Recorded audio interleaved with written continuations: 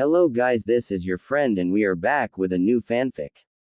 Which is What If Betrayed Naruto returns after 5-year part 1. And if you enjoy this fanfic then please press the like button and subscribe to my channel for more fanfic like this. And now let's start the fanfic. One 12-year-old Uzumaki Naruto gasped in pain. His entire body was consumed in it. Not surprising given how his body had just endured an onslaught of Senbon needles made out of ice. Of course, the boy was no stranger to pain. Konoha, one of the 5 major shinobi villages he was from. Being the village's Jinchuriki, you learn what it means to feel pain on an emotional, physical, and mental level at a very young age. Being beaten, poisoned, stabbed, told you were worthless, had no loved ones, no one would miss you, and your parents if he had any was either a bastard man or whore for a woman. The academy from which he learned to be a shinobi was no better. Instructors would mock him, his dream of being Hokage, sabotaged his training, and overall development in being a shinobi. The various ninja weapons he bought at stores were of poor quality or those he liberated from trash cans. Still he endured. He was an Uzumaki after all, and a member of the Uzumaki clan does not break no matter the circumstances thrown their way. Too bad no one from Konoha ever told him he actually came from a clan filled with those with Uzumaki blood. Now do you see, loser? Your life was meant to be used to save me. Someone who has far more worth in his hand than you do in your entire body, mocked Sasuke with a smirk on his face that Naruto couldn't see due to the Uchiha being behind him. Bastard! You used me as a human shield! Exclaimed Naruto while Sasuke held him in place. Of course I did, you pathetic idiot. Why wouldn't I? I'm an Uchiha. An elite. The elite are the strongest in the world. An elite like myself sacrifices the weaklings of the world like you so we don't have to risk getting ourselves hurt by the filth that have the audacity to oppose us. You are weak. You have no business living in this world any more than you have the right to stand near an elite like me, answered Sasuke while tightening his grip on Naruto. Says the guy who is afraid of being hit by a bunch of needles. If you were truly an elite, you would not be scared of a little pain, countered Naruto and heard Sasuke growl at him in anger. Scared? You dare accuse an elite shinobi like myself of being scared? Let's see just how scared you are by throwing you into the water below. Exclaimed Sasuke before throwing Naruto out of the ice mirrors around them and over the bridge. Much to the shock of the fake hunter Nin that was Haku watching this event unfold. He was your comrade. Why would you betray him like that? Demanded Haku with anger. Because I'm an Uchiha. An Uchiha can sacrifice anyone and everyone he wants to win a fight. It doesn't matter if they are friends with us. It doesn't matter if they trained with us for years. It doesn't matter if they are born from the same village as us. They are weak. They are all expendable. Everyone who is not an Uchiha is expendable. Declared Sasuke while Haku frowned behind the mask. I see. And how exactly do you plan to beat me now that your human shield has been thrown away? Questioned Haku before readying more Senbon needles. Sasuke scowled at the question knowing he had unintentionally given into his anger and threw Naruto's body away too soon. Seeing the masked hunter Nin ready more of the needles in hand, the Uchiha grit his teeth further in anger, and realized he may have been too hasty in his action of removing Naruto as his personal shield. With Naruto was drowning. The impact from falling into the water at the height he was at when thrown had nearly made him blackout. His body was still filled with needles so movement, if it was possible, would have been at the bare minimum. Nowhere near enough to keep him afloat. As he sank to the bottom of the ocean floor, the blonde boy and Jinchuriki thought about his life leading up to this point. And came to one single obvious conclusion: it sucked. He had been loyal to Konoha. Despite everything, he had put up with Konoha's abuse. Their sabotage of his education. Their mockery of his dream. His dream of being Hokage and showing everyone he was a somebody. But who was he kidding? His dream was a joke. Even Naruto knew it was a joke. He only held onto it because there was nothing else to hold onto when growing up. What else was there to hold onto? Nothing. Absolutely nothing. The Hokage kept trying to tell him that being the leader of the village meant you the most important person in the village. That you had the respect and love the entire village because you were dependable when they needed you most and they would return it without asking. It was only now in the vast blue ocean and growing darkness did Naruto realize that just about everything regarding Konoha and being Hokage the Sandaime told him was a lie. No doubt a means to keep the village Jinchuriki from doing something stupid or rash like running away from Konoha due to the abuse being unleashed on him. Is this truly it? Am I to die like this? Not saving those I care about, but drowning in the water at the hands of a backstabbing asshole I called a teammate. No. I want to live. I want to fight. I want revenge, thought Naruto angrily while finding the darkness getting stronger. Only for his body to be covered in crimson chakra and he finally blacked out within seconds of it happening. Konoha 4 years later. A lone figure walked down the road to the gates of Konoha. His wooden sandals made click-clack sounds as he walked. His clothing was black pants, shirt, a crimson trench coat with a large black spiral on the back, and a large straw hat a monk would wear on his head. His face was covered by black cloth, his eye covered by equally dark shades, but it was clear the eyes were far from normal, and the faint red glow behind them was a clear sign this man was not normal. Strapped to his waist was an impressive katana. It was protected in a black sheath with crimson lining with the symbol of Uzu at the very top where the figure's thumb rested and almost caressed the symbol itself. As to why this figure was heading to Konoha, he had a wedding to crash. Halt. State your business, commanded an emotionless Anbu standing guard at the gate. Is today the day of the wedding between Uchiha Sasuke and Hyuga Hinata? Asked the figure in a calm yet unreadable tone. It is. Why? Questioned the second Anbu while his hand flexed slightly to get it ready to reach for his sword. Oh good. I almost feared I was too late to attend. I take it everyone is there right now. Hence why I see no one walking the streets behind you, replied the figure with a hint of joy in his voice though for what purpose was unknown. It's by invitation only. Only the Hokage can give out such things to the most important of people. Present your invitation to us and you may pass, commanded the first Anbu.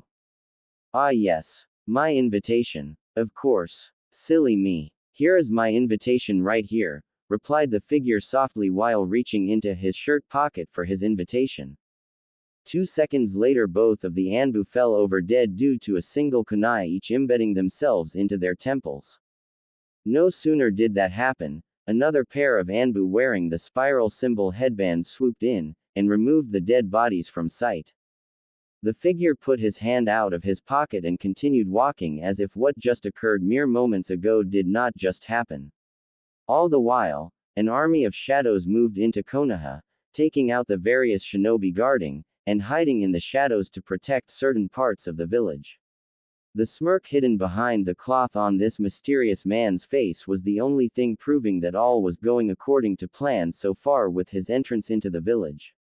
As the figure walked toward where the wedding was to be held, he gazed around Konoha to see the clearly empty streets. Not surprising since basically everyone within the village was attending the wedding. Everyone who was anyone from outside of Konoha was also here too. From the other 4 cages to the daimyos themselves were here to see this apparently grand wedding. Konoha was throwing Uchiha, the Biju killer, Sasuke. The young prodigy of a shinobi of Konoha, who apparently ended the life of the all-powerful Kyuubi. Something not even the Yondaime Hokage was able to do. They loved the boy for it after his return from Nami. A huge party was thrown in Sasuke's honor. The law the Sandaime Hokage made for the boy holding the Biju had repealed within the hour, and no one in Konoha seemed to care about how an innocent young genin and Jinchuriki died to make this miracle happen. Ha! If they only knew the truth of what really happened back in Nami all those years ago. The figure walking toward the wedding recalled how things had gone since traveling the world, training, and wandering for the last 4 years through the elemental countries. righting wrongs, revealing treachery, deception, truth, and lies made by those in the shinobi world that do not want secrets brought into the light. During his time since his liberation, the figure had been busy using his power to fix several things that if left unchecked would have spelled doom for the world, and could even bring about in his mind, the apocalypse. A scary thought to be sure, and one that didn't need to happen if he could help it. Not that the human race didn't deserve to have the end of the world happen, but there were still plenty of people in the world who also didn't deserve to have the world end. Especially because of power-hungry assholes currently trying to unbalance the universe to becoming a king on top of a mountain made from lots and lots of dead people. Everyone in this village deserves to be wiped out. Why you saved that ungrateful liar for a Sandaime Hokage when facing off against Orochimaru all those years ago I will never understand. It put you at great personal risk at possibly being discovered far too soon, said a voice only the figure could hear within his head. You know the reason, Kurama. No one is allowed to make the fools within this village be brought to their knees in despair and submission for the sins of the past. No one but me, that is. Besides, my actions during the invasion here did far worse to the Sandaime than Orochimaru ever could, thought the figure to the demon in his head known as Kurama while smirking at the memory. It had been months since that fateful day. Learning of Orochimaru's plans for Konoha during the Chunin exams. To kill the Sandaime Hokage over the fact the man known as the Professor had chosen Namikaze Minato over his favorite student. At first, the figure decided to do absolutely nothing, and let the Sannin have his revenge.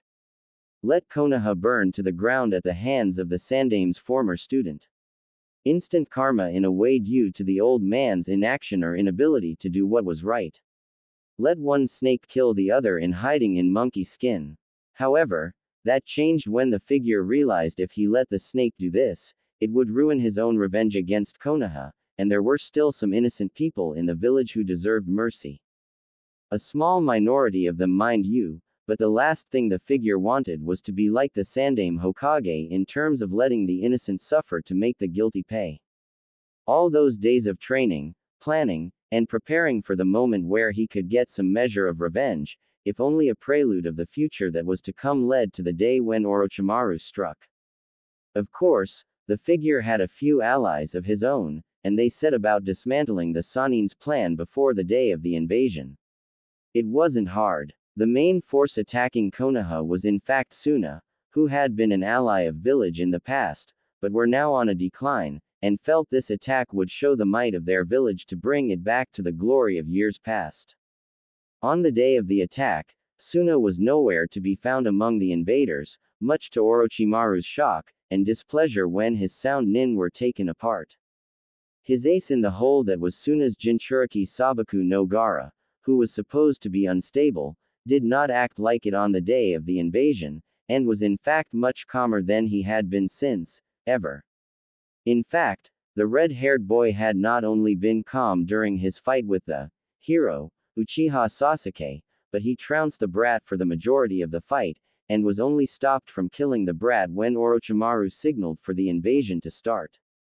Of course, what no one outside of Suna's shinobi council, Gaara's Junin sensei Baki, and Gaara's siblings for teammates knew was they had been approached in the dead of night 1 week before the invasion by the mysterious figure. He had provided proof of their cage being killed by Orochimaru and how the seal on Gaara was in fact flawed to the point where it wouldn't even hold Shukaku back for another year if left alone as it was now. It wasn't surprising to them after the mysterious figure explained how the seal on Gaara was never meant to hold back a Biju at all. That the late Kage, in his own rushed attempt to make Suna strong, had decided to seal Shukaku into his youngest using a modified seal meant for the storage of large objects, and felt Shukaku met the criteria based on that one simple qualification.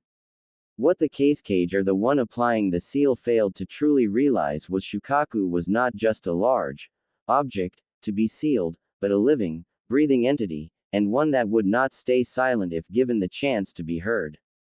The seal used on Gaara would hold Shukaku for a time as was the initial design of it, but that was on the condition of the Biju choosing not to move around so much. that the Biju wouldn't try to move around in his cage to break free. The seal itself also lacked any kind of defense against Shukaku influencing Gaara in terms of possession or speaking ill-will-based thoughts to the boy. Had such defense mechanisms been put in place, Gaara would have indeed been the ideal Jinchuriki with a sound state of mind to go with his body. It also wouldn't have hurt if the poor boy had actually been loved over being constantly hated and seen as a monster like the Cage had people do. It took a few hours to carefully deal with Gaara's seal, which Shukaku didn't want to be altered to hold him in an even tighter cage, but one look from beyond the shades made the Biju go quiet in fear. Gaara didn't understand it at first, but a simple nod from the figure made the red-haired boy nod in sudden understanding. By the time it was over, the seal was altered to properly contain a Biju while still allowing Gaara to keep his mastery over the sand in his gourd. When asked by the group why he was doing this, the figure revealed his face to them, and smiled at their shocked face while saying, "What kind of person would I be if I didn't help a fellow brother in need?" Before vanishing into the shadows. As for the invasion, the figure moved through the shadows of the fighting, gathering the dark dirty secrets Konoha possessed, and there were quite a few of them. Not only that, but his allies also were in Konoha, and enacted another part of the plan to stop the Sannin from obtaining his victory. Namely, ruining his plan to summon the previous 3 Hokages to fight for him against the Sandaime Hokage. In truth, the figure knew only 2 out of 3 previous Hokages would be summoned by Orochimaru due to the nature of how the Yondaime died, and the Shinigami never willingly gave up what he took into his belly.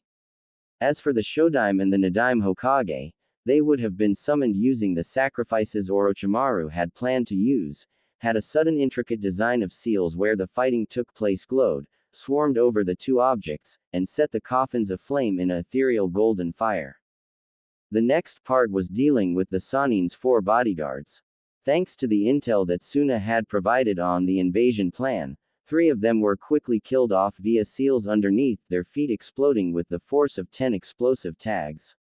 With them inside a small barrier within a barrier they ironically created to protect themselves, there was no chance of them escaping it, and died painful deaths as a result. The 4th one, a red-haired girl by the name of Tayuya, was hit with a seal filled with lightning that struck her body painfully, but not enough to kill her.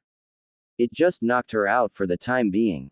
Angry at having his plans ruined in such a humiliating fashion, Orochimaru tried to flee to gather what forces he had left, and figure out how everything around him fell apart. The Sandaime moved to pursue him if not for a hidden seal he stepped on that exploded and sent him flying back with his leg being badly injured in the process.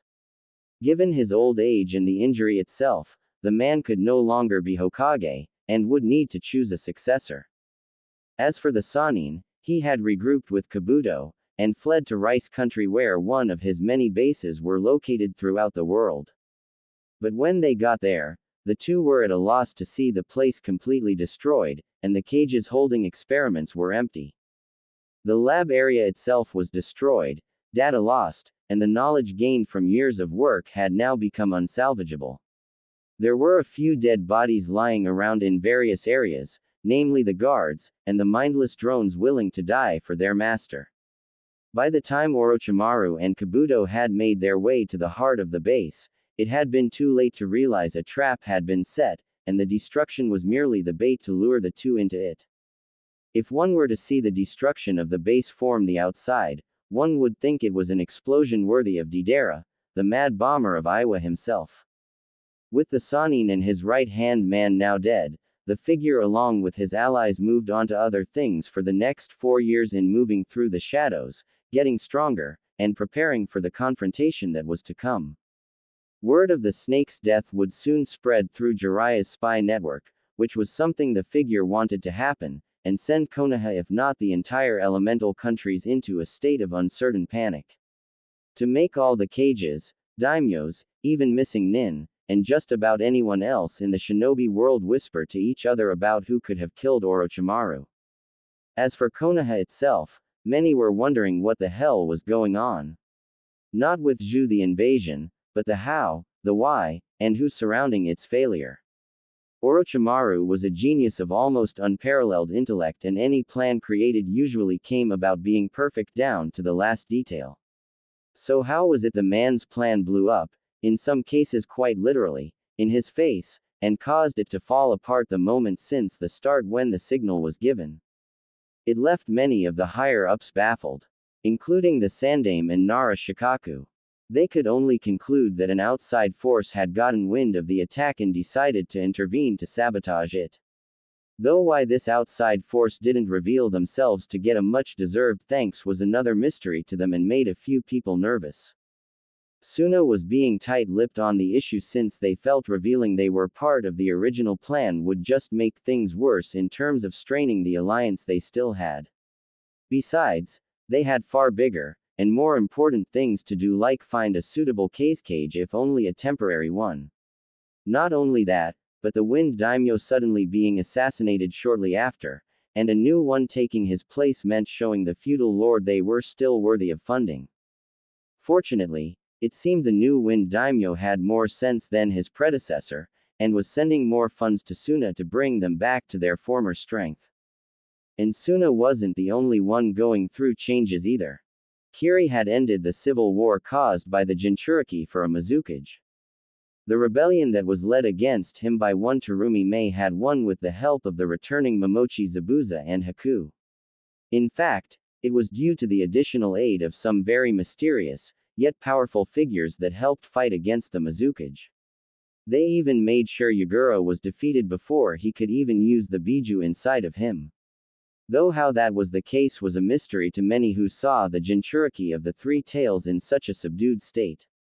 Zabuza, who had barely escaped with Haku after the incident on Nami, wanted to take the man's head, but the third party aiding the rebels wouldn't let him.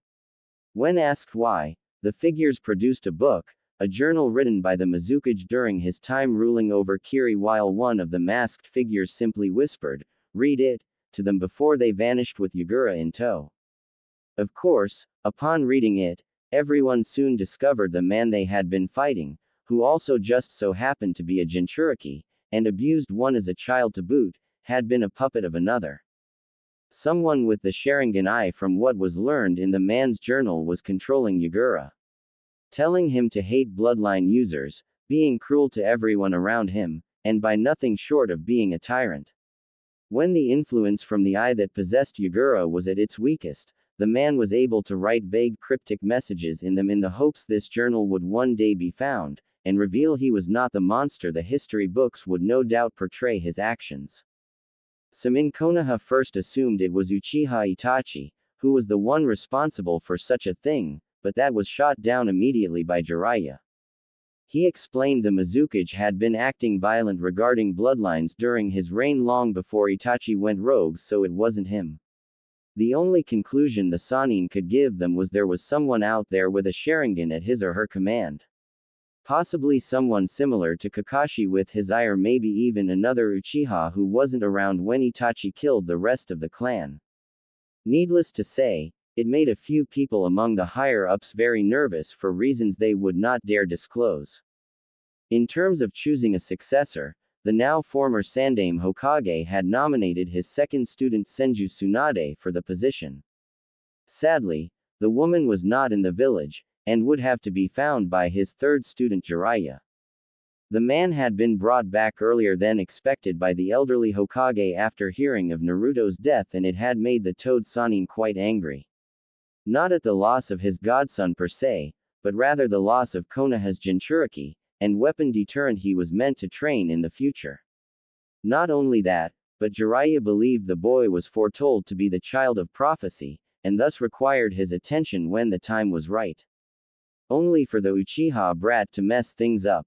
Jiraiya had been angry over that fact. Sure, he knew Minato and Kushina entrusted him to watch over the boy when growing up should anything happen to them. But in the moment of truth, to properly raise and care for Naruto to ensure he was actually loved, Jiraiya had essentially, well, choked. He felt it was best to let his sensei deal with the brat, and when the time was right, just appear before him in his usual way. Afterwards, he would feed Naruto some key pieces of info that would practically make the brat putty in his hands to mold to being a shinobi. In the end, Jiraiya would not only train one final student, but the boy would become a famous legend in the shinobi world he could properly mooch off of when retired, like Kushina would never let him do with Minato if given the chance. Besides, why should he, the great and gallant Jiraiya of the Sannin, author of Ika Ika Paradise, Supreme Bachelor, and Super Pervert Extraordinaire, be tied down raising a brat? Much less a Jinchuriki. In Jiraiya's mind, it didn't matter if the boy was Minato's son. His former student should have known better to entrust the kid to being raised by him. While he loved Minato like a son, the Sannin didn't believe a Jinchuriki, regardless of lineage, should be given a free ride in life, and had to learn that not everything was all sunshine and rainbows. When Tsunade was eventually found, she wasn't in the best of moods. Far from it, even more so when it came to seeing him. Apparently, someone or some unknown group had gotten in contact with her before he did. They also told her quite a few things about one Uzumaki Naruto and how he was treated before dying on a mission at the hands of the Uchiha teammate who used him as a human shield before throwing the boy over the bridge to die in a watery grave. It got even worse when this unknown individual or group told the woman how Konoha celebrated Naruto's death and hailed Sasuke a hero with the title, the Biju Killer, for his effort to remove the Kyuubi. The fact the boy was Minato and Kushina's son only made Tsunade's anger grow. Being part Uzumaki herself on her grandmother Mito's side, the slug Sannin felt she had lost yet another person, and once again blamed Konoha for it. Tsunade was the daughter that Tsunade always wanted in life, just like Minato was the son Jiraiya always wanted, sans the lack of perversity the blonde man didn't have. The Toad Sage tried to pass down before Kushina put a stop to that. The only difference was Tsunade would have been there for Kushina if she had known about the pregnancy, but no one had told her due to constantly traveling with Shizune during this time, and was practically unreachable. When word did finally reach her of Kushina's death during the pregnancy, Tsunade had been devastated in believing not only had the girl she saw as a daughter die, but so did the child, and was mourning for the loss of them both.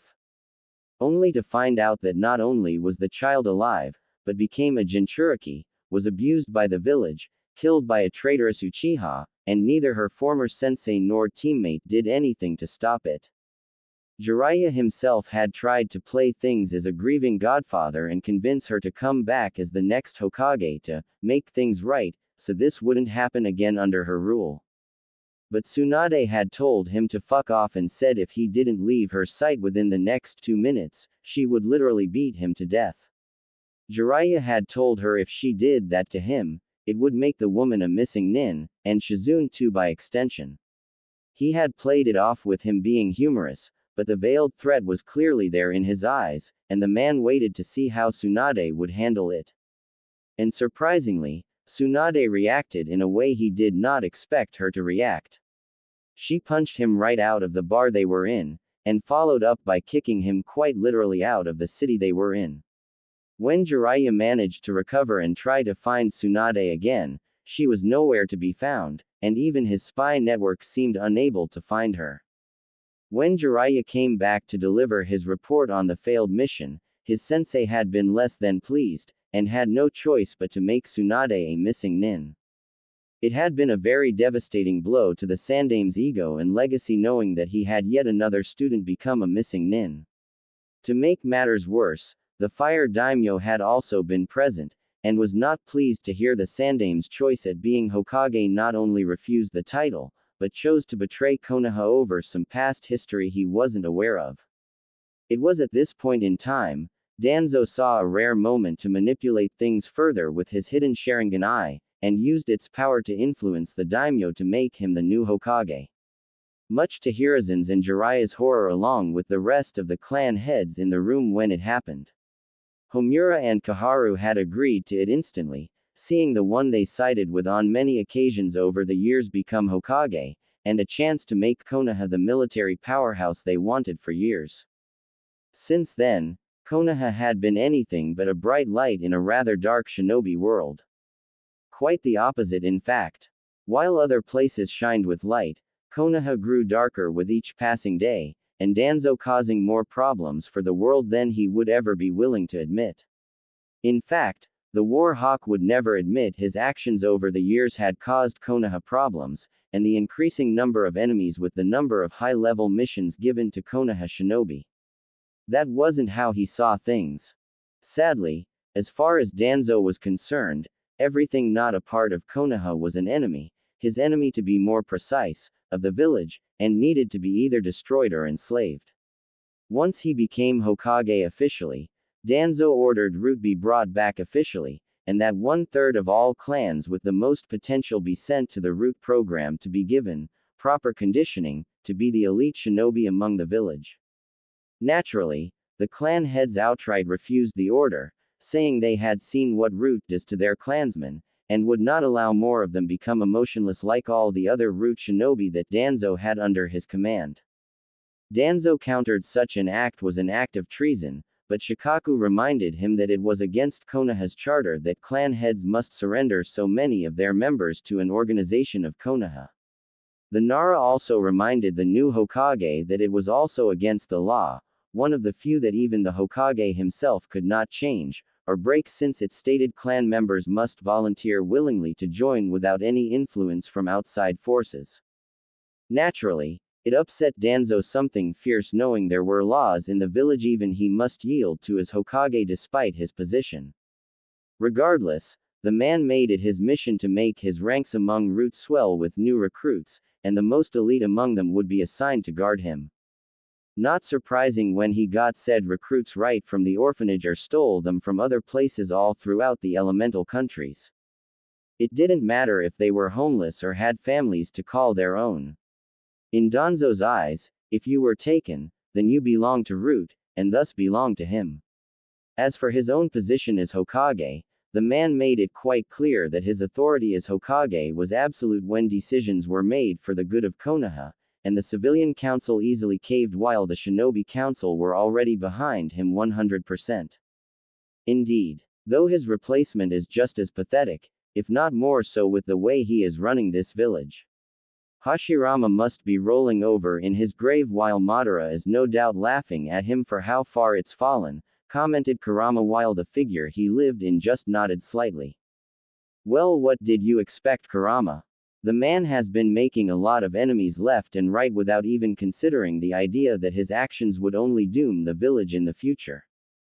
Besides, unknown to Danzo Tem, many of his past illegal activities have been exposed to the other shinobi villages, and the countries where he was taking children to turn into his emotionless pawns en route. His days at being Hokage are numbered, and so are his supporters in what he's done since taking the hat, thought the figure while he got closer to his destination. I still can't believe the Uchiha is going to marry the Hyuga girl, who had a crush on you. It makes me sick at the idea of them being together, remarked Kurama while his vessel growled angrily. It's not official just yet, Kurama. In fact, I intend to make this farce of a wedding go from white to bloody red very soon, thought the figure while Kurama let out a chuckle. To think, it only took your allies, and long-lost family to make you realize just how much that girl cared about you. Of course, the way she beat the snot out of her cousin when he insulted you was also one for the history books, commented Kurama with the figure sighing with regret at so many wasted days spent chasing the other girl. After Uzumaki Naruto was reported dead, it had caused a major shift in emotions for one Hyuga Hinata. First, the news had nearly destroyed the shy girl. She locked herself in her room and didn't come out for 2 weeks.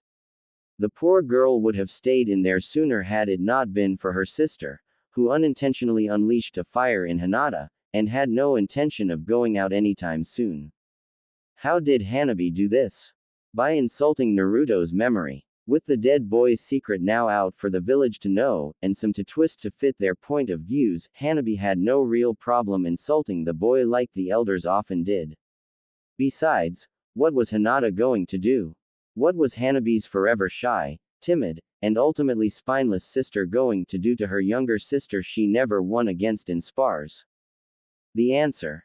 Hinata snapped. She not only snapped, but rather went on a rampage by busting down her door, and proceeded to beat Hanabi almost within an inch of her life. It was as if Hanabi had unknowingly flipped the on switch to Hinata's anger and made the painful truth known to everyone that the girl could have beaten her younger sister in their spars at any time. The only reason she didn't was because Hinata was a kind, sweet, and gentle girl who didn't like fighting her family. Sadly, Naruto's death had in some way effectively caused the death of Hinata's gentle nature toward her family. Following that day, Hinata was no longer kind to any member of her family, whether they were main or branch family.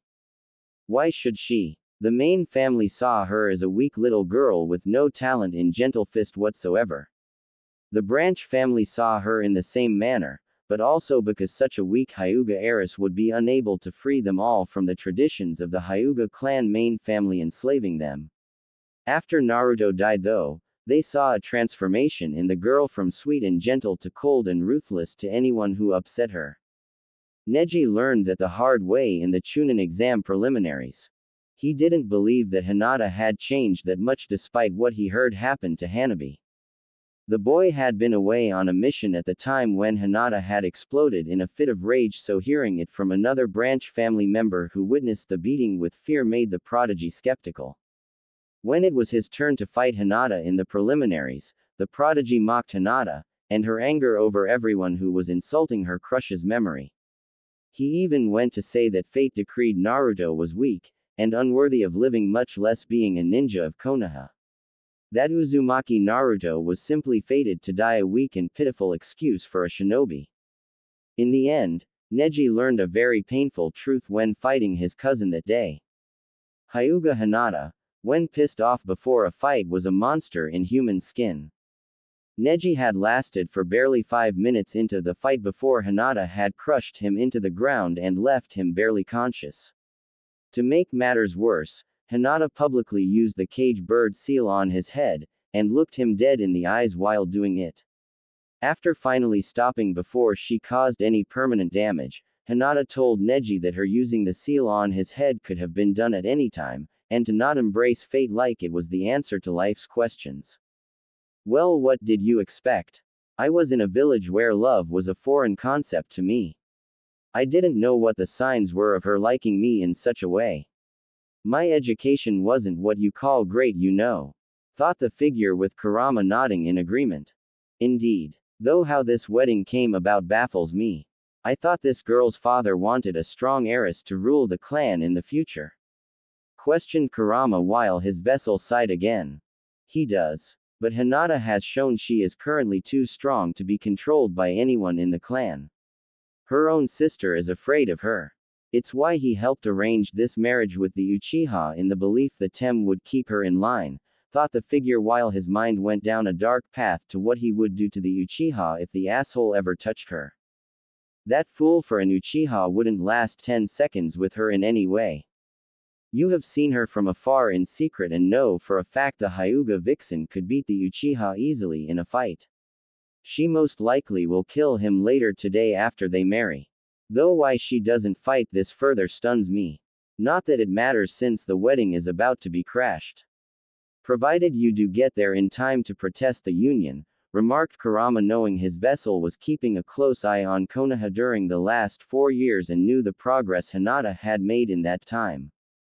I agree with you on Hinata-chan's skill, but it's not that easy for her to fight this wedding, Kurama. Not with Danzo Tem, Sasuke Tem, and Hiyashi Tem all agreeing to this in the hopes it will benefit them in some manner. Fortunately, I have quite a few tricks up my sleeve to nullify this, thought the figure with a smirk while Kurama did the same. How lucky you were that your mother and hers were good friends growing up to have an arranged marriage already set up between you. You must have the devil's luck in you. That's the only way I can see you being this lucky, remarked Kurama while the figure smiled further behind the cloth masking his face. Luck has nothing to do with it. Now if you will excuse me. I have a wedding to crash and an Uchiha to make bleed for his past sins, thought the figure before being stopped at the temple almost cathedral-like within Konoha where the wedding was to take place by 2 root nin standing guard. Halt. This place is forbidden to outsiders unless you have an invitation, stated a root nin in an emotionless tone. I am well aware of the wedding happening inside. That's why I am here, replied the figure with the pair of root nin glanced at his sword. Then you won't mind surrendering your sword and providing us with your invitation as proof of being invited, said the second root nin, who was clearly an Aburame judging by the way he was covered up, and wearing shades. Of course. Let me see here. Invitation. Invitation. Ah, here is my invitation, replied the figure before triggering the seal on the sheath of his sword and shot the weapon out like a bullet with the butt of the hilt hitting one of the root in the face in the nose. The impact of the force from the hit sent the cartilage and bone straight into the man's brain for an instant kill and slumped down dead on the ground. What the exclaimed the second root nin before feeling a fist go right through his chest where the heart was located. It is well that you and your comrade are nothing more than mindless emotionless drones in the service of a crazed war hawk of a leader. The guilt of killing you and your master will weigh less heavily on my soul, remarked the figure before pulling his hand out and watching the body fall while flicking the blood off his now clawed hands. Only 2 guards. The fool isn't serious about protecting this place from the outside with just 2 emotionless guards? Questioned Kurama while the figure chuckled. Considering how we have been thinning out his ranks of root nin just the last year alone faster than he can replace them, I imagine most if not all of them are inside to protect the bastard. Considering all of the cages, their escorts, and even the daimyos with their own bodyguards are in there too, it's not surprising he would have them there watching them. The man is so paranoid people will try to kill him that his agents have agents assigned to kill them if given the order simply if they sneeze without being allowed to by this guy, thought the figure while 2 masked shinobi with Uzu on them moved in and collected the downed bodies. Heading toward the door, the figure signaled for his agents in the shadows to take to the top of the temple, and enter from there. After a second of waiting for them to do this, the mysterious figure opened the door slightly, and entered the large temple. Inside, he could hear people talk with anticipation about how the great Biju killer was going to marry the infamous Hyuga, Icy Heart, Hinata, and bring 2 great clans together. People from within and without of the village were in attendance, though not all of them seemed to be happy. Most of the rookies that graduated together didn't seem happy about this, as they knew Hinata did not love the Uchiha in the slightest. Some of the elite Junin sitting down in the room, who were the senseis of these rookies, also shared the angry mood of their former students. The only one who didn't was Kakashi, who was pleased to see at least one of his students live long enough to settle down, and form a family with a girl. With Naruto dead for the last 4 years and Sakura being violently killed on a simple errand to deliver documents to the Fire Daimyo shortly after becoming Chunin 2 years ago, it made the one visibly eyed Junin believe Team 7 was in fact cursed. No one knew who killed Sakura or why it was done so violently. All they knew was the girl had died slowly, painfully, and the look of horror showing on what was left of her face with the one remaining eye dangled from its socket meant she knew the attacker. The fact the area where she was found indicated was a direct route to the Fire Country capital meant this person did not relocate her when they met. The lack of disturbance in the area around them also meant the 2 didn't fight right away, but rather talked for a time before something went south, and the attacker, judging by the 1 pair of sandal marks found beside Sakura's, decided the time for talking was over.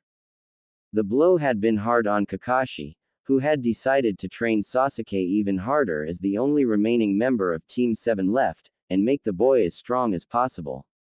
He didn't believe Sasuke had sacrificed Naruto despite what happened in Nami.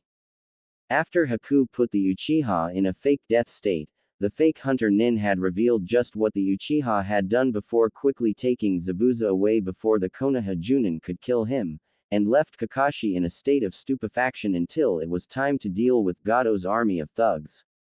It was a good thing the people of Nami had come together to form their own army, otherwise a winded Kakashi along with his remaining students wouldn't have survived. After the fighting was over, it was discovered that Gado was killed when some idiot thugs accidentally elbowed the short man in the face during the fighting to protect him, and he fell off the bridge into the water below. If the fall didn't kill the man, the water soon would due to the impact no doubt breaking a bone here or there, and the man already had his army broken by Haku at an earlier point in time. When Inari had asked where Naruto was, Tazuna had told everyone what happened since he heard what Haku had said, and while he didn't want to believe the words of a missing nin, there was just something about the masked shinobi that told the old bridge builder it was the truth. Needless to say, it brought about very mixed feelings on how to treat Team 7 following that little announcement. On one hand, they were happy Gato was no more. They were free from a tyrant that tried to drain them of life, happiness, and anything else they held dear.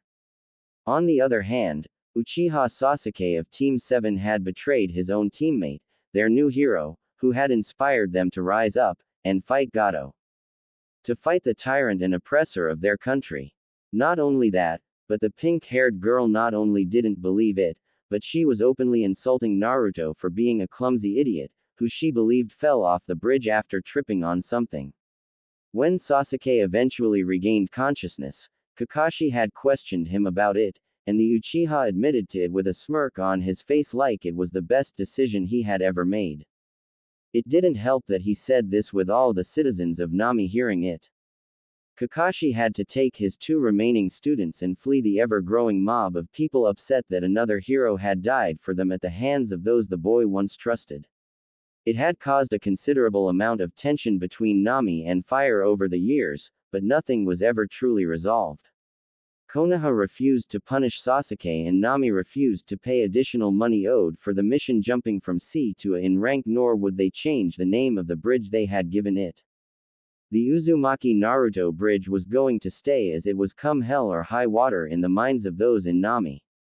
They would rather live under the oppressive rule of Gato again than rename it to have any connection to Uchiha Sasuke. I know what Sasuke did was wrong, but I can't just forsake him.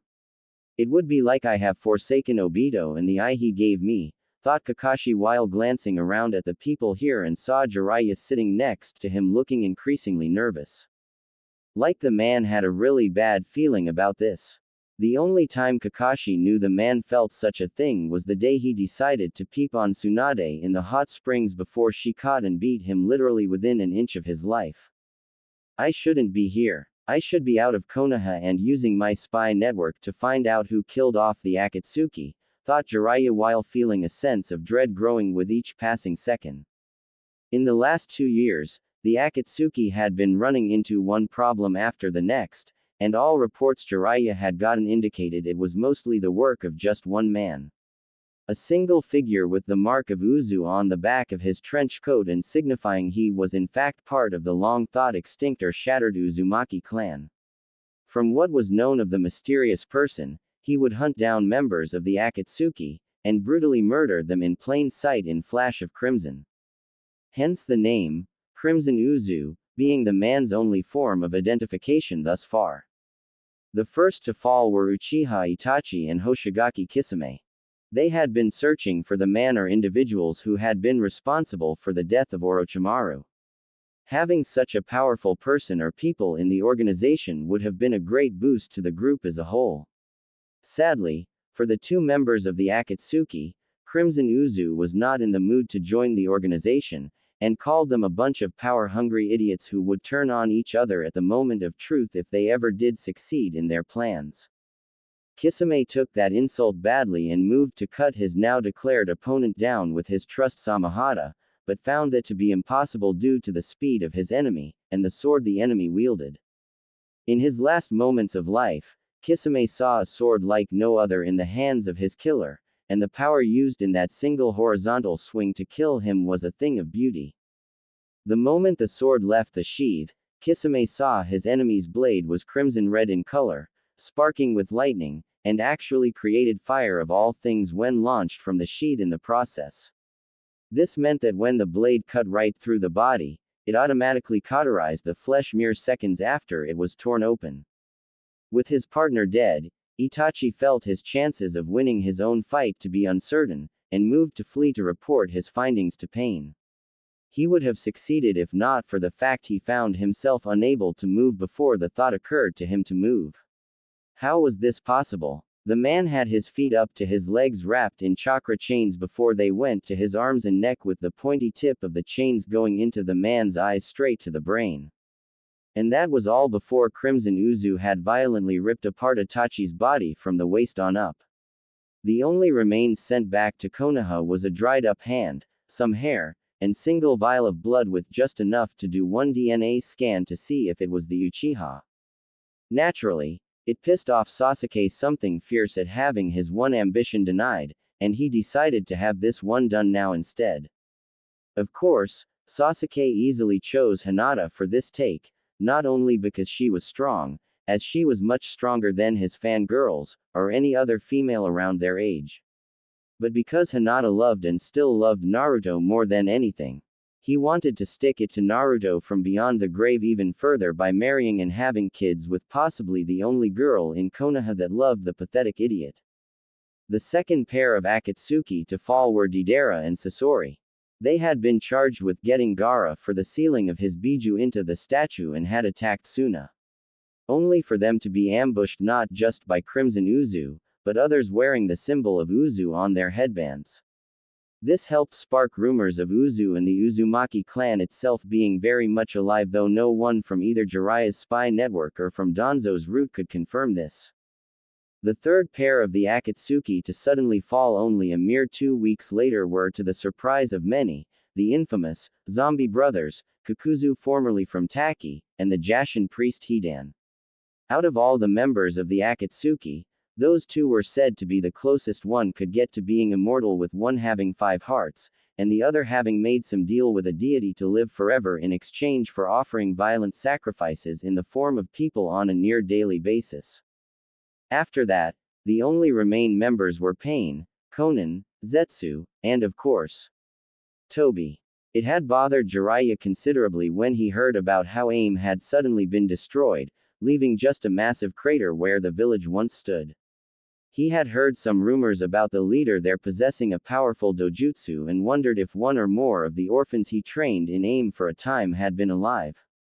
If they were part of AIM. If they were a part of the Akatsuki. And if so, did they escape before AIM was destroyed? All Jiraiya had found when he personally went to investigate had been the decaying head of Zetsu and a shattered spiral mask rumored to belong to the one called Toby. Oh, will you calm down, Jiraiya? You can go one day without peeping on women in the hot springs, commented Hiruzen, who was sitting right beside his former student with a cane in hand to support him now that his damaged leg was replaced by a prosthetic one from Suna thanks of the puppetry division. That's not why I am nervous, sensei. I just feel as if something bad is going to happen. Like Tsunade is going to appear out of thin air and kill me like only a woman with her knowledge of the human body can. Jiraiya shot back at Hiruzen while getting a feeling he was being watched at various angles by people. And not all of them were friendly. It wasn't long before everyone was eventually seated. An elderly fire monk from the fire temple at the altar where one Uchiha Sasuke stood in suit and tie with a smirk, practically saying, "Victory is mine," on his face. It was clear the Uchiha was enjoying this way too much and was going to make sure to savor today well into tonight. Soon music started to play and everyone turned to stare at the beautiful woman wearing a white dress slowly moving down the aisle. And boy was she a woman of perfection, sans the scowl promising certain death to the groom she was about to marry currently on her face. I almost want to see this wedding happen, if only to watch it turn into the Uchiha's personal funeral the moment their marriage is made official by the monk. Almost, remarked Kurama with a grin on his face. I have something else in mind, thought the figure while listening to the fire monk go on and on about love, devotion, and how these two symbolized opposite matches coming together in a great union. The fire monk wasn't entirely wrong. It was a match, made in hell. And an evil unholy union to boot. Ha! If these two should not be wed for any reason, please speak now or forever hold your peace, said the fire monk while no one expected to object, though several people did want to since they knew Hinata wasn't doing this for love or devotion. This was forced upon her. It was about as opposite of love as you could get. I object to this wedding, marriage, and everything about this charade put together by greed, people desiring power, replied the shadowy figure in the back. Naturally, there were loud gasps from shocked civilians. Growls of anger from certain shinobi in the room. All of which increased the moment the Crimson Uzu made his appearance for all to see and was walking down the aisle calmly. Some Konoha shinobi in the room drew their weapons, others moved to protect Danzo, and the fire daimyo from harm.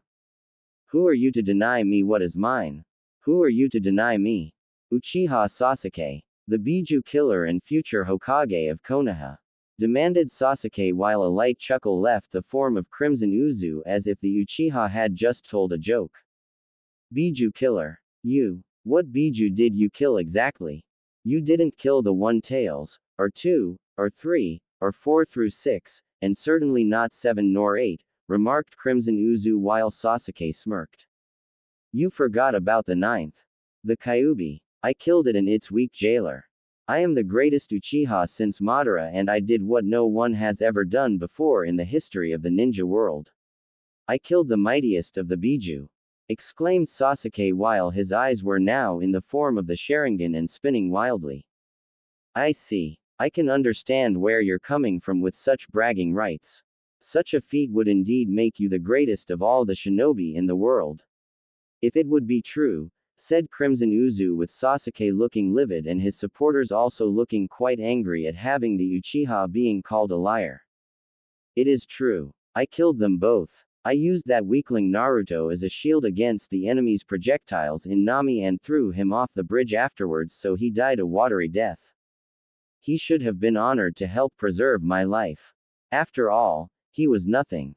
Just a weak loser when compared to me, declared Sasuke while Hinata was getting angrier with each passing second. Hearing this and was moments away from stabbing the Uchiha's heart to shut it down forever when a cold cruel laugh left Crimson Uzu's mouth. Now that is where you are wrong, Uchiha Sasuke. You see, Uzumaki Naruto didn't die that day on the bridge at Nami. Oh no. In fact, he is very much alive, declared Crimson Uzu while many gasped in shock, horror, fear, and for some, joy. What? How do you know this? Who told you such things? Demanded Sasuke while he looked ready to summon a Chidori and send it into the mystery man's chest any second. No one told me this. Lie, Uchiha. As to how I know Uzumaki Naruto is alive, well, he is standing here, right in front of you, replied Crimson Uzu before removing his cloth and straw hat to reveal the mature face of Uzumaki Naruto to the shock of everyone in the room. Naruto-kun? Asked Hinata at seeing him after so long and felt her face heating up upon looking at the handsome face of the man she had a crush on. Hi Hinata-chan. Sorry I made you cry after believing I was dead for so long. I hope you understand why I couldn't come back to Konoha when I was presumed dead. The people here showed their true colors when they heard of my demise at the hands of Sasuke Tem back in Nami. Not only that, but I had to keep training, and to get stronger without having my potential being suppressed by the idiots running this village. Man, do I have quite the story to tell you later, replied Naruto with a kind smile that made the girl blush further. You won't be telling my future wife anything, loser. Die, Chidori, exclaimed Sasuke before moving to stab Naruto with his lightning jutsu. Only for Naruto to easily dodge the strike, grab the arm, and broke it at the elbow before throwing the Uchiha down the aisle. Enraged, Sasuke instantly got up, and instantly had several medic moving to fix his arm. As this was happening, Danzo snapped his fingers, and had his roots surround Naruto with weapons drawn. Uzumaki Naruto, for your desertion of this village and other crimes you have done since being born, as the current Hokage of Konoha, I Shimura Danzo, hereby order your arrest, and imprisonment for the remainder of your life. Or until a proper vessel can be found so we can extract the Kyuubi from you and place the Biju into a new vessel, commanded Danzo with Naruto grinning evilly at him.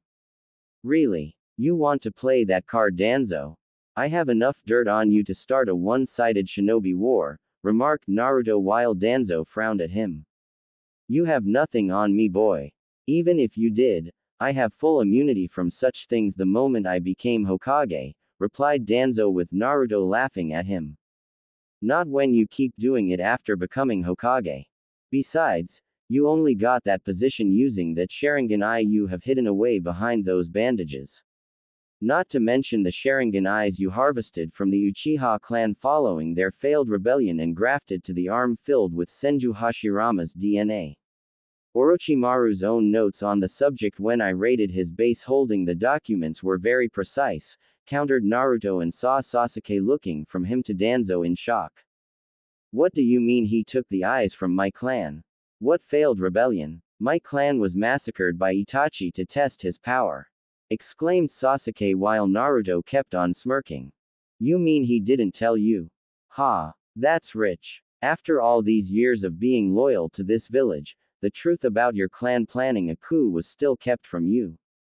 Judging from the looks on the other clan heads and the seething faces of the shinobi elders, I see a lot of things were kept hidden.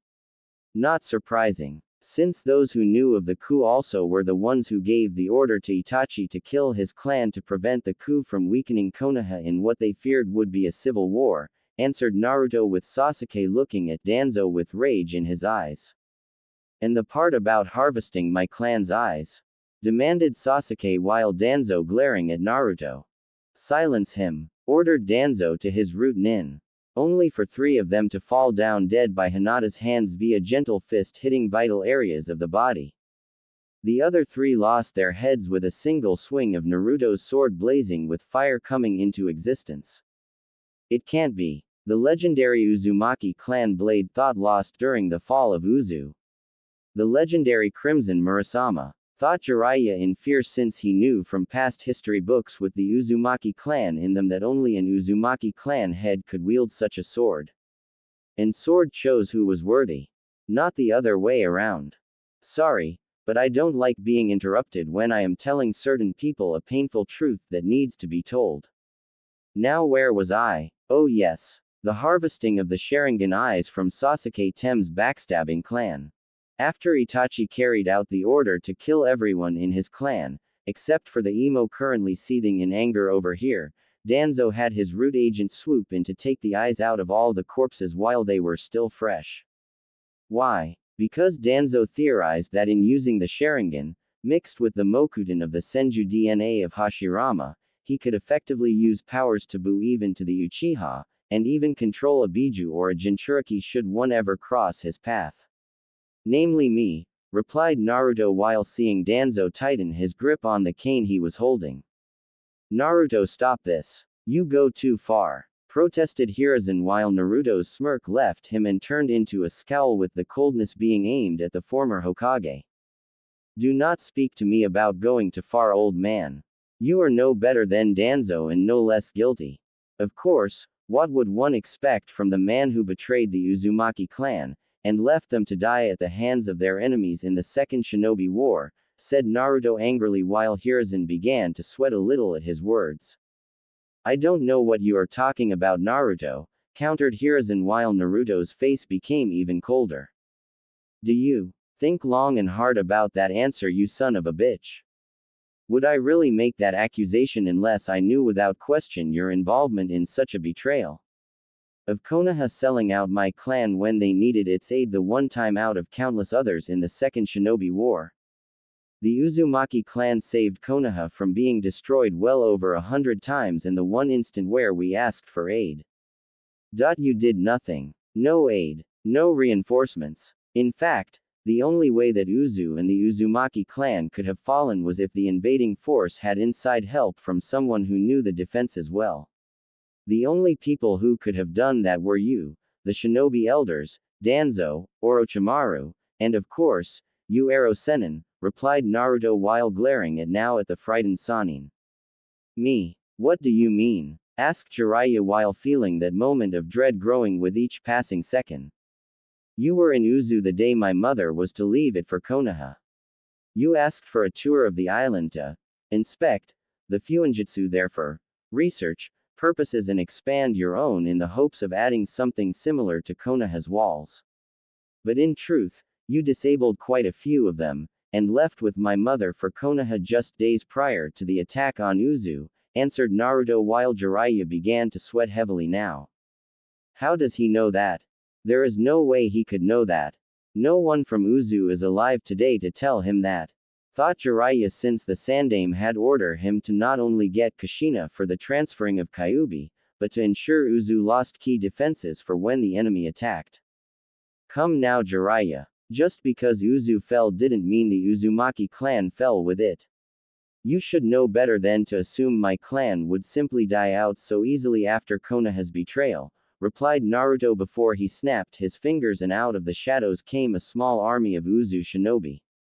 Some of them were already stained in blood from all the guards they had killed prior to entering the temple. They were alive. This whole time they were alive and kept themselves hidden. Thought Danzo, Jiraiya, Homura, Koharu, Hiruzen, and everyone else who knew of the clan. It is true the clan did scatter to the winds, but that didn't mean they were few in number like Konoha assumed they would once Uzu fell. In fact, the only reason they didn't come together sooner was due to an Uzumaki clan head being around to unite them, since none were worthy to be one. At least, of course, until I came around to make us whole again, replied Naruto while he saw Sasuke foaming at the mouth at seeing not only him alive, but with a clan, family, and love that the Uchiha himself had lost. Sasuke would deal with Danzo and his supporters later after he dealt with the commoner in front of him who dared to not only live past the time set by someone of elite blood, but to regain his family, and be loved by them. It was insulting. It was unfair. Commoners do not get second chances at happiness. If you were poor, then you stayed poor. If you had no family or lost them in some form, then you don't get a second one. That was the way things were. Commoners stayed commoners. They had no business rising to an elite status. Only elites stayed as elites. That was the natural order of things. You are a loser. I don't care if you are from a clan. It's filled with a bunch of weaklings who couldn't defend themselves properly. Exclaimed Sasuke while Naruto laughed at him. Didn't you just hear me, Sasuke? The Uzumaki clan was attacked by all of the shinobi villages. Suna, Iwa, Kumo, Kiri, and Konoha due to their backstabbing ways to allow the other four get past Uzu's defenses. Even then, the number of losses suffered by those four shinobi villages made them lose any thirst for battle. It was why Suna became allies with Konoha in the first place, because the Uzumaki clan was still considered as much on paper and didn't have the strength to face its neighbor. Iwa and Kumo suffered the most from it, which was why the former wanted my mother dead, and the latter wanted to use her to make more Uzumaki clan members they could control. Kiri's own losses helped plant the seeds of how bloodline users were nothing but trouble, which only grew when Yondaime Mizukage, and Jinchuriki was used as a puppet by the leader of the Akatsuki to start the bloodline purge. As for Konoha, they wanted to keep the Kyuubi in Konoha because they knew by that point, without the fox in the village, well, they would easily be wiped out by the other Jinchuriki from the other four villages, and only an Uzumaki can hold the Kyuubi within them, replied Naruto while giving a smug smirk to the scowling figures who had a hand in his suffering. I do have a name, you know, remarked Kurama with a growl. And you want these idiots to hear it? I thought you were picky on who knew your name. Thought Naruto with Kurama growling. Point taken, replied Kurama, since he was picky on who knew his name. Besides, they would never accept you having a name. They would sooner denounce it, claiming a Biju can't, won't, and don't have names, thought Naruto while seeing the Biju inside of him nodding again. He's right, sensei. You should have known better, remarked a man walking through the front doors of the temple wearing an Uzumaki clan-style shinobi uniform. This young man had red hair. It was long, spiky, but what really got everyone's attention about this man was the dojutsu he was sporting. A dojutsu that was only the stories of legend. Stories of how only one other held such a dojutsu, and that person was none other than the Sage of Sixth Paths himself. The Rinnegan. N. Nagato? Asked Jiraiya with the man named Nagato nodding. It's been quite a many years, Jiraiya. Though quite few less for the current Hokage you serve, remarked Nagato while Conan appeared using her usual paper-based form. Conan, you're alive too? Asked Jiraiya while Conan nodded. Yes, I am. Though such a thing wouldn't have been possible if not for Yahiko. He gave his life for us after Hanzo laid a trap for us under false pretenses, with Danzo's help, replied Conan before she glared at Danzo since she remembered him well and saw the old war hawk had not changed much. What? Asked Jiraiya with Nagato raising his eyebrow. You didn't know. I find it hard to believe all things considered with your spy network feeding you and the former Hokage standing next to you information during that time. In fact, I would find it a bit disappointing in your skills as a spy master to not know about Danzo making a deal with Hanzo to help him become Hokage in the future after helping in the defeat of the Akatsuki, before the fake Madara came to corrupt us, replied Nagato with Jiraiya frowning. Fake Madara? Questioned Jiraiya while seeing Nagato reach into his pockets to pull out a storage scroll to unseal what was inside. The scarred face of none other than Uchiha Obito himself. Obito, what did you do to him? Demanded Kakashi while Naruto laughed at this. What we did? We did nothing. Nothing. It was Obito who did everything. He survived his death all those years ago, Kakashi. Believe it or not, Madara did not die at the hands of Senju Hashirama. He made everyone think and believe it in order to prepare his plan for the future. But he got old and his injuries fighting Hashirama were piling up. When Obito died, in the mission your team had, Madara saved his body, and brought him back to be his. Well, I guess you could say apprentice to carry on his work.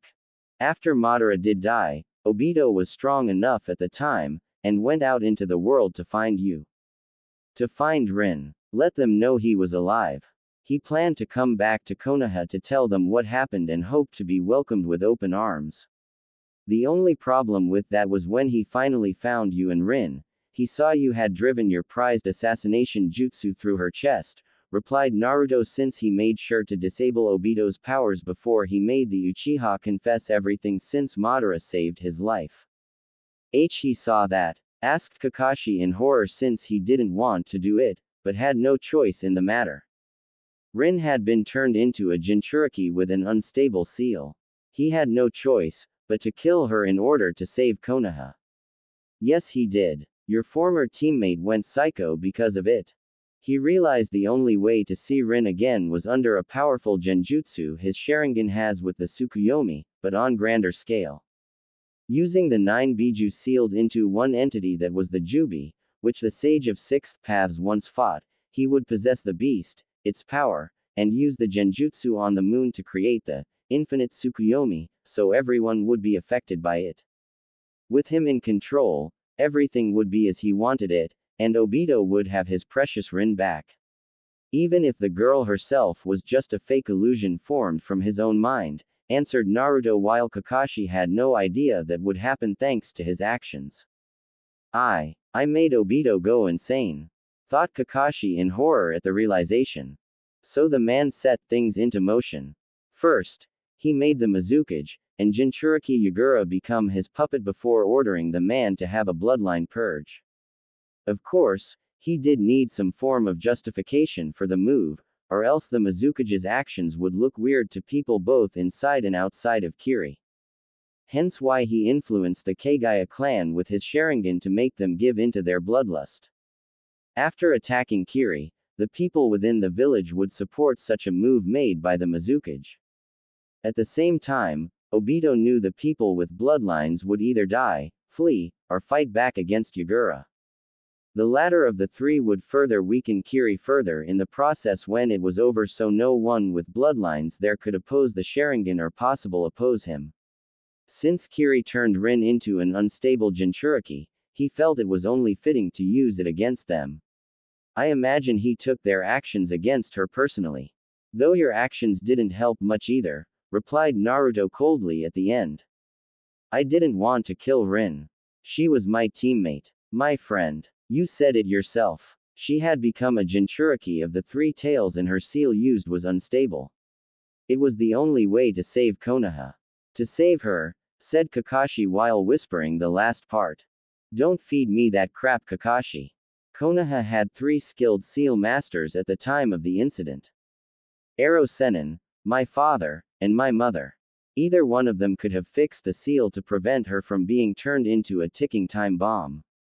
Not to mention my mother had her chakra chains, so even if the Biju got out, the 3 tails could have been restrained from causing additional damage like Kiri wanted, said Naruto while Kakashi winced since he realized his actions had been the easy way out and didn't think things through at the time. He's right. I acted irrationally. I could have hurried Rin over to Minato or Kushina if I wanted and they could have fixed the seal to keep her from dying. I was a fool, thought Kakashi while the guilt of that moment only increased. He knows about his parents. How? Who told him? Did the Uzumaki clan? Thought Danzo, Hiruzen, Homura, and Koharu while discreetly glancing at the other Uzumaki clan members. After I killed Obito, I decided Nagato here deserved a second chance at life since Danzo nearly ruined it from the start, and my cousin was reduced to being crippled with puppets being his means of using his power. Fortunately, I had found yet another Uzumaki clan member named Karen, who was once with Orochimaru of all people for a time as his subordinate, and with special healing abilities she possessed I was able to have her heal him, replied Naruto before he refocused on Sasuke. If you think I will be intimidated by your clan, then you are mistaken, demon filth. Look around us. Do you really think these other shinobi villages will tolerate your clan being here? They easily will side with Konoha and do what they tried to do during the Second Shinobi War by ending the Uzumaki clan once and for all, said Danzo while glaring at the Kyuubi Jinchuriki. Oh really? Tell me, Tsuchikage-sama, will you side with Konoha if we choose to get violent here today? Questioned Naruto while the old Kage grunted from his position and surprised Danzo by glaring at him. Never. I know it was him and his root filth that tried to kidnap my granddaughter last year so she could be used as a breeding factory in secret. Even worse, he planned to have the Uchiha brat here be among the ones to violate her in the hopes that she would one day give Konoha a strong child through their combined genetics. Replied the Tsuchikage in anger while his granddaughter glared at the Uchiha. Yes, I know. I tipped you off about that. And I was the one who helped kill half of those root nin while your granddaughter did the rest. I trust that makes things even between Iwa and my family on my father's side, said Naruto with the Tsuchikage nodding since he knew that while Iwa still had some bad blood against the Yondaime Hokage, his son had basically cleared the slate by stopping Konoha from succeeding in such a vile act. So what? Iwa is weak. We still have Kumo, countered Danzo with Naruto smirking. If the Sandaime Raikage was still in power, you might be right about that. But the man over there is not the Sandaime Raikage. He is the Yondaime Raikage and his brother also happens to be the 8-tailed Jinchuriki on his right and there is still the Niyugido on his left who is the 2-tailed Jinchuriki. Also, I made Kumo aware that it was because of you that Konoha accused their village of stealing Hinata that night, answered Naruto while Danzo now began to sweat at that while Hiashi looked confused and Hinata looked shocked. What do you mean? Of course Kumo did it. I killed the head ninja ambassador myself that night while he held the back holding Hinata, protested Hiashi while Naruto nodding that much was true. Yes. The head ninja ambassador from Kumo did steal Hinata-chan that night. But he did not do it under the orders of Kumo in any shape or form. He did it because Danzo ordered him to do it. You see. That man was not a real Kumo shinobi. He was a root nin spying for Danzo to find out the identities of other Jinchuriki in Kumo. Danzo didn't want just one powerful Biju or Jinchuriki in Konoha. He wanted as many of us as possible to be brought back to fight for this village as violent weapons of war under his command. But unlike myself and the Mizukage, the other villages kept theirs a secret for security reasons. The head ninja was in fact his spy to find them in Kumo, but the Yondaime Raikage had appointed the man as the ambassador to broker the desired peace treaty with Konoha before he could find out. To that end, Danzo decided to create a certain situation we are all familiar with. Only his plan involved the aftermath of the incident being very much different, where Kumo would have to give Konoha at least one of their Jinchuriki as reparations for violating the peace treaty signed that very night, answered Naruto while Hiashi glared at Danzo for this since it cost him his twin brother and gained him the scorn of his nephew Neji in the process. That's why he was able to get so far with Hinata when I saw him that night, whispered Hiashi with Naruto nodding. What Danzo didn't suspect was a certain blonde-haired boy, who had been kicked out of the orphanage that very night spiking his chakra in anger. That chakra spike easily told you something was off because it was so close to your clan home. After that, well, you all know the rest. The head ninja ambassador was killed by a citizen of Konoha. Kumo had perfect deniability on their end since no one gave the order to him. There was no true way to prove the man did what Konoha accused him of doing for Kumo since instant death by gentle fist basically wiped out his mind, so a Yamanaka couldn't find actually anything in his head that would be called incriminating. Not that it mattered since I suspect Danzo would have had his root nin from the Yamanaka clan do the scan to not only wipe out his own involvement, but plant false proof to get what he wanted from Kumo for when he planned to have the man captured for interrogation, said Naruto while Hiashi felt like he was going to have a heart attack. My own family, my brother, used like pawns for a nefarious scheme and all for a plan I never thought would happen within this village. I'm truly sorry, Hazashi. You may have been the second born between us, but you were far more worthy of being clan head than I, thought Hiashi while tears now descended from his eyes, and it shocked Neji currently standing beside his uncle. It was basically Konoha's word against Kumo's, and at the time, the latter had the upper hand in terms of muscle to fight the former. Not surprising since Kumo had two well-trained Jinchuriki from against one from Konoha that did not appreciate him and was too young to fight back. So Hiruzen did the only thing he could do in this situation to show his village was the better one in a moral sense, if you will. He decided to bend the knee like a good little politician and offered Hyuga Hiashi up as a peace offering. The man didn't even consider the idea of any other form of appeasement. Just sacrifice the Hyuga clan head and be done with it. Like ripping off a bandage and throw the bandage away in the trash. What no one outside of those who were part of the conspiracy on Konoha's side realized was his twin brother, Hyuga Hazashi, had the cage bird seal, and took Hiashi's place. Also, there would be peace between the two villages, and to ensure Kumo still could not get the Byakugan, thus protect the Hyuga clan. Now there was a brave man worthy of being Hokage. Because unlike the former Sandaime and Danzo here, that man chose to make the sacrificial play for the good of all so everyone else could live, said Naruto while Danzo grit his teeth since he recalled how his plan failed because of what Hiashi did. Though he had no idea Naruto had accidentally participated in the event. Kumo wanted peace with Konoha. When we heard that Konoha had killed my chosen ambassador in the middle of the night and even accusing him of kidnapping the Hyuga heiress, I demanded justice. Justice for the life they had taken, justice for the lie they were telling, and justice for violating a peace treaty so soon after it had been signed. Of course, had I known the ambassador I sent was in fact a root nin spy, I would have spit on his grave, and destroyed the grave marker, said a while he glared at Danzo for his actions that nearly brought about a war between the two villages. As for Suna, I doubt the current cage will side with you, Danzo. After all, Gaara is not only a fellow Jinchuriki, but a dear friend of mine, and I fixed his seal so it wouldn't cause him insomnia problems. Not to mention it was because myself and my clan's own advice to him that he is on good terms with his siblings. Even his former Junin sensei is his most trusted advisor, said Naruto while Gaara nodded, and the Uzumaki clan head knew he had the support of Suna in this matter.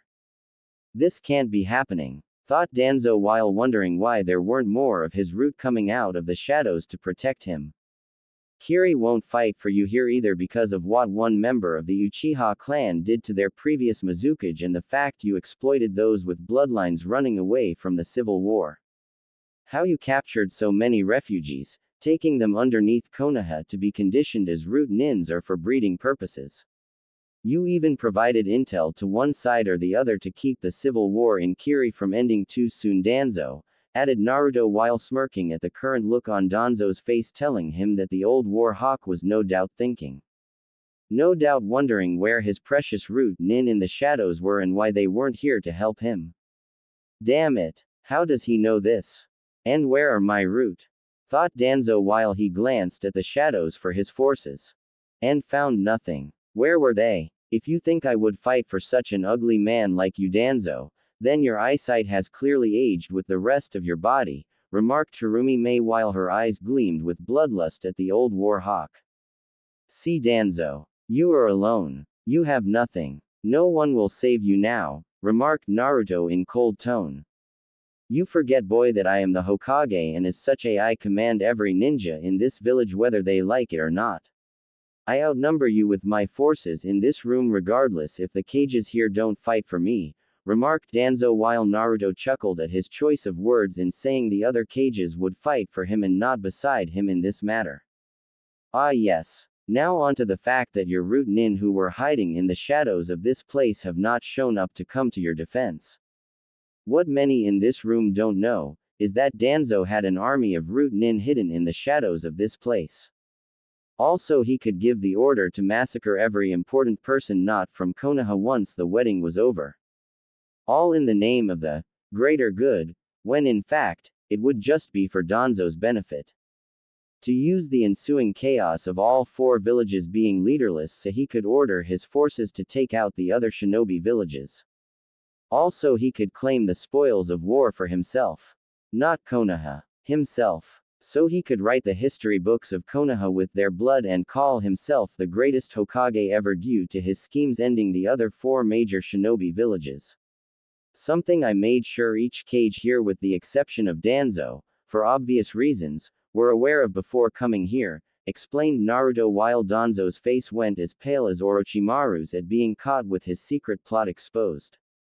This can't be happening, thought Danzo while seeing many of the shinobi from the other four villages stand up and revealed their hidden weapons while glaring at the war hawk. As for those hiding in the shadows, I politely asked the lovely Mizukage here if I could borrow one if not two of her Kiri shinobi. She was most generous when I asked for two of them specifically, added Naruto while giving Sasuke and Kakashi a knowing look, but the two were still in the dark about his words. Flatterer. If only you weren't taken with the Hyuga and I wasn't now married to my own man. What a husband you would have made me, thought May while glancing at Naruto and at the Hyuga girl. Well, what did you expect, Gaki? One doesn't say no to the Crimson Uzu and walk away without some kind of injury, remarked a familiar voice that Kakashi knew all too well and saw Zabuza appear from the shadows of the ceiling above with a familiar masked hunter nin by his side. Zabuza. And Haku! Exclaimed Kakashi while Zabuza grinned behind his bandages. That's right. I got to say, Kakashi, you bet on the wrong horse when it came to seeing who had the greatest potential in your genin team. The pink-haired one had no business being a genin. The Uchiha was a power-hungry idiot like the rest of his clan. As for the blonde here, let's just say if I had known of his potential all those years ago, I would have tried to recruit, and trained him to be an unstoppable juggernaut, replied Zabuza with a chuckle and gave Naruto a small salute while Haku gave a nod. He really did owe the kid. Not only did the brat become a strong shinobi, he helped with his clan take down Yagura, and reveal the man was not the monster everyone thought him to be when ruling over Kiri. Yagura was still alive, living in seclusion away from all of this, as he had been racked with guilt over the issue, and wanted to live a life away from the bloodshed and violence. Zabuza met him after May had become Mizukage and stabilized Kiri enough that he could meet the woman's predecessor. It was clear to the demon of the mist that Yagura would be filled with shame and regret for the rest of his life, even if the Jinchuriki wasn't in his right mind thanks to the Sharingan. It was enough punishment in Zabuza's mind when meeting the man to discuss his past as the Mizukage of Kiri and the horror he had unleashed as a puppet ruler. As far as either man was concerned, the psycho that was the Yondaime Mizukage was dead. As far as the world was concerned, the evil tyrant Yagura was dead, and the man had no intention of returning unless absolutely necessary to prevent some kind of end of the world moment in time. Which brings us back to the Uchiha and all those who had a hand in the suffering of others inside and outside of its walls in the pursuit of power, remarked Naruto while he grinned deviously at Sasuke. It doesn't matter who is on your side, loser. I am an Uchiha, an elite. I am Kami's gift to these people. I am the reason these pathetic weaklings live and I have the power to make them all die. Exclaimed Sasuke with his anger clearly reaching or rather breaching the realm of insanity. Oh really? Because you didn't make me die the last time we saw each other, Sasuke. Oh, and unlike last time, I have no intention of being your pawn, shield, or sacrifice to pull off a win, taunted Naruto while Sasuke grit his teeth and tried to form another Chidori with his other arm. This time I will kill you. I will do it in front of the Hyuga bitch here. All she did when everyone believed you were dead was hurt anyone bad-mouthing your memory. This insufferable woman truly loves you. Everyone knew it. Everyone thought it was funny how the one stupid girl in this whole stupid village actually liked the stupidest person in it. Exclaimed Sasuke with insanity in his eyes when talking. I know, Sasuke. I am well aware of Hinata-chan's feelings. Thanks to my clan, I saw how much of an idiot I was for not seeing it. Shame it couldn't be said about you and Sakura. Though I doubt you cared about her despite knowing the Banshee's feelings towards you being on a fanatical level. I mean, given how she was nothing more than a Uchiha-loving slut, who would spread her legs for you if asked, isn't much of a comparison to Hinata-chan, remarked Naruto while Sasuke's eyes narrowed before they widened in realization at what he was referring to about Sakura. It was you. You killed Sakura, exclaimed Sasuke while Naruto smirked at him. Yes, I did. What's your point? I thought you didn't like her. Asked Naruto casually while he saw many were shocked the blonde had in fact killed his own former teammate. I didn't like her. She was a useless fangirl, who only got promoted to Chunin due to her book smarts and taking a written test. But I never thought you of all people would kill her given your crush on Sakura, replied Sasuke while Naruto shrugged. Quote,